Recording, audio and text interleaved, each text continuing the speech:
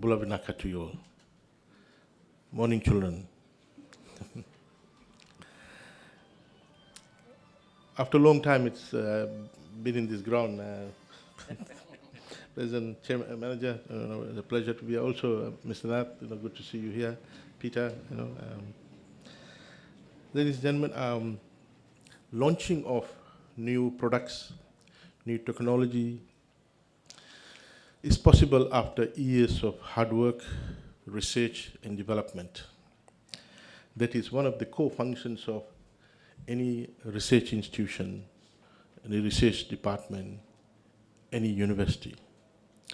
Ministry of Agriculture has got a very vibrant research section with about 14 research centers, with the headquarters being at Cornevia, the Cornevia Research Center. And over the years, Ministry of Agriculture's growth and development has been contributed via research and development. I also want to take this time to acknowledge the presence of a renowned horticulturist, Ms. Santakumar. Good, thank you for coming over, Mr. Kumar. Ladies and gentlemen, today we are here to take stock of where we are with regard to agriculture growth and development, what it means to the economy, to the country, to the development objectives, and how mushroom production is part of that agriculture growth and development equation. Agriculture sector for any developing countries, except for some outliers in the Middle East, who are dependent on oil, most of the countries develop at the back of the surplus that was created from the agriculture sector. That's simple. Initially, in those olden days, it was agriculture sector that was providing food. Then there's some surplus created in the agriculture sector, and this surplus was sold out to small merchants outside, and these merchants then expanded their business through the surplus that was collected from the agriculture sector. So they expanded their business. Then the agriculture farmers themselves took their surplus and bought properties, land, opened up schools, shops, hotels, etc. And that's how agriculture sector contributed to the growth and development of the entire economy. Then over time, what had happened, the other sectors grew at much faster rate than agriculture and overtook the overall share of the output, the GDP, relative to agriculture's share. So initially, 60, 70 years ago, agriculture would have been 80% of the overall output, right? Because tourism didn't exist. Manufacturing didn't exist. So obviously agriculture share of the overall output would be pretty much 100%. But over time, when manufacturing started, there was no garment industry those days. Garment industry started about 20 years ago. There was hardly any hotels those days. There were a few, in late 18th century. So how would tourism be a major share of Fiji's earnings and output? But now, you see, tourism is one of the largest industries. Manufacturing was non-existent. Now you see manufacturing is not very large because of economies of scale issue, but still there is manufacturing happening. Wheat is brought in and flour is manufactured. There are a lot of other products that are brought in and manufactured. So, but with increase in population, increase in middle income group, increase in high income group, demand for this product increased and manufacturing sector excelled, tourism sector excelled. Fiji's strategic advantage in the tourism sector led to Fiji's tourism industry being renowned in the world. So obviously, tourism growth was much higher than the growth of the agriculture. The growth function, the gradient, the slope of the growth function of agriculture was smaller than the growth function of the non-agriculture sector. But agriculture still remains a major force, a major component of Fiji's economy. In fact, when the pandemic happened for the last 2 years, 2020 and 2021, COVID didn't affect agriculture. There was the only sector COVID in effect. No effect. And the only sector which continued to export. And the only sector at that time which brought in substantial amount of foreign dollar into the country. There were some remittances coming in, but tourist dollar didn't come in because the borders were closed. The major foreign receipt is from tourism. That was kind of negligible. And remittances were very slow. Other exports were not possible. There was all kinds of issues. Freight rates went up, but agriculture kept on grinding. And because the production kept on, we had to move off, ship off that surplus. What are you going to do with the excess production? Blessing in disguise.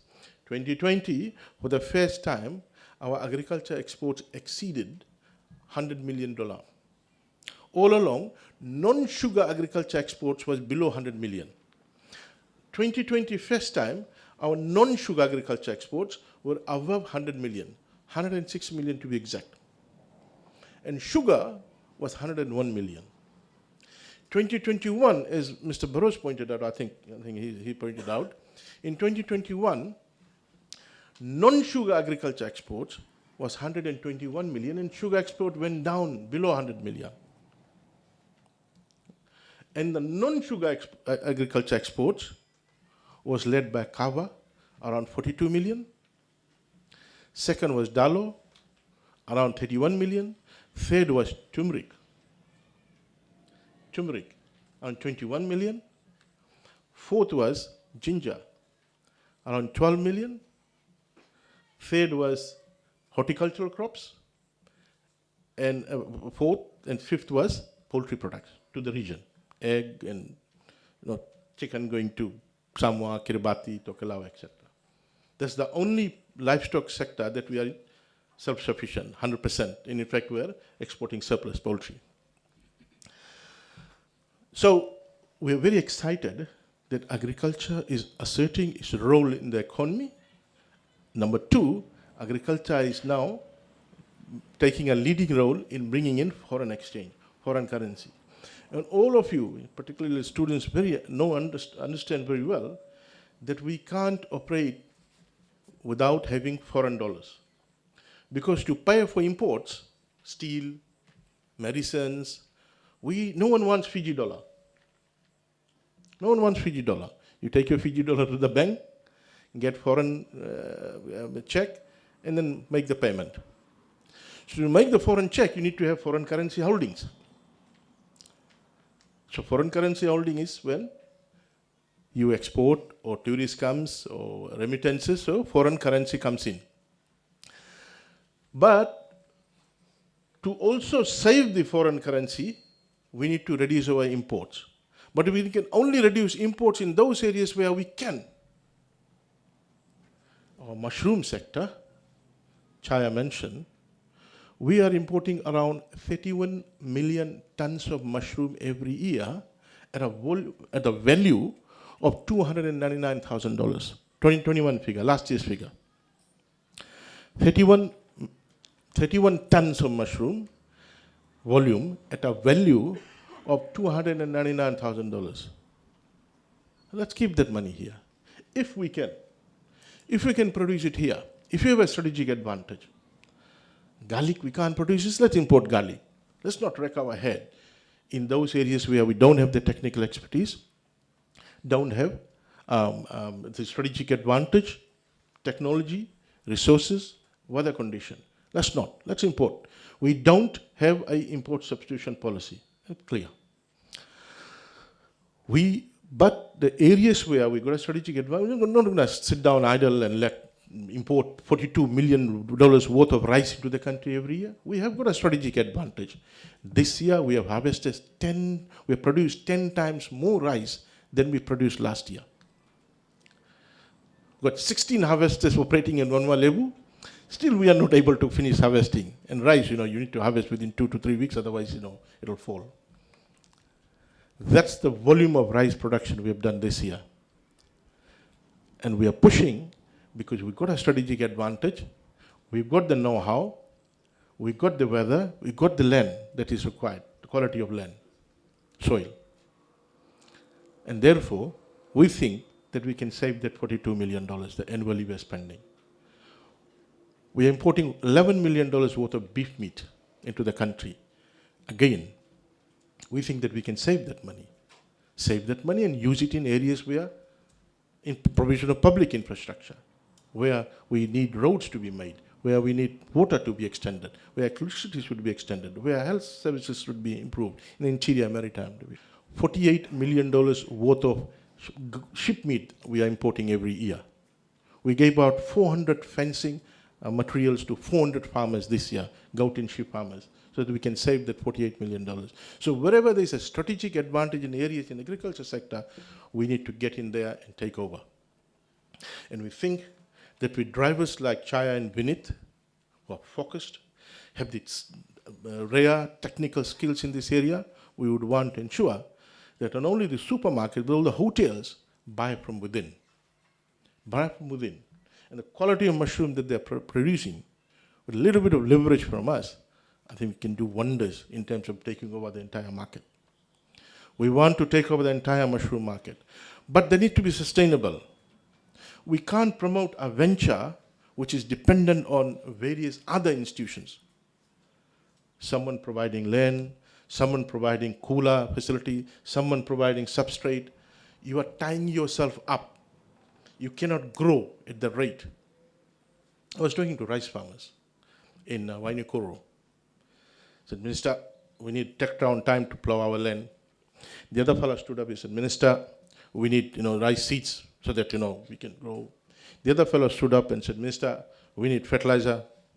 The other fellow stood up, Minister, we need right harvester to come and harvest our rice. The other fellow stood up and said, Minister, we need dryer to dry the rice. Another stood up and said, Minister, we need, PG Rice Limited to buy all rice. Then another fellow stood up and said, Minister, very soon they'll ask for a rice cooker.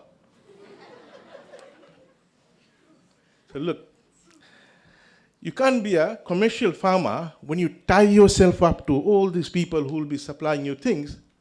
So you are dependent. When the tractor comes, then you'll plow your land. When the seed comes, then you broadcast. When someone comes and gives you fertilizer, then you fertilize. Someone comes harvest, then you'll harvest. Look, that's not what commercial farming is. The definition of commercial farming is, one, you target the market. Number two, you want to create surplus. Number three, you are total control of the production process. You're in total control of the production process. You can't be dependent that whenever the Junko technology place will give you substrate, then only you'll grow mushroom. The market will be gone. They can't wait for you. They have to serve mushroom. So ladies and gentlemen, we need sustainable commercial agriculture models that will ensure that we can grow this and also attract other producers in the sector. The other producers in the sector will see that this is full of, will dependent on a lot of other players. They won't want to come. They won't want to come. We need to have a balance, equilibrium in the market so that prices are also affordable. If you have just one producer, what will happen? Who will dictate the price? We need enough producers, enough players in the market. So there's a natural market equilibrium with respect to the volume of supply and with respect to the price. So, ladies and gentlemen, I want to thank Chaya and Vinit for taking over this. The ministry has trained close to 2,000 stakeholders on mushroom production. At the moment, we have got around 535 who are actively producing mushroom, but most of them are dependent on us. And then I'm saying that, supply the mushroom substrate free to them. That's not the model we want. We are supplying the mushroom at the early substrate, the early stage, but then you need to take off. You can't. See, you need to get into autopilot, total autopilot. So currently we've got about 5 commercial mushroom ventures, and I don't call them farmers, I call them entrepreneurs. They're business persons, and they need to expand and take over the entire market and cut off this $299,000 that we are sending outside Fiji. So I want to congratulate Bula Mushroom for taking this step. And I also want to thank the Votualevu Technical College. Now, running a school is not that big of a job, secondary and primary school. The schools are pretty much in autopilot state. They're the ministry look after, there are head teachers and principals.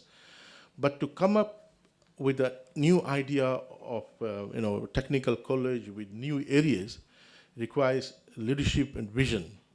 And Parmen has always had this vision about doing new things, getting into the market, testing it out. I want to thank Parmen for this. He's an amazing leader. He's a proven track record of managing schools. In fact, when I was in education some time back, I wanted to hire him to assist ministry to run trainings for managers throughout Fiji, because there are a lot of schools where schools were in trouble because management were not sinking in with the common vision of what the school should be. Pramen, thank you for having this joint venture with Bula Mushroom, and also your own leadership on this one. So, ladies and gentlemen, we want to thank the entire Votualevu Technical College management, the trustees, and the college as well for supporting this venture.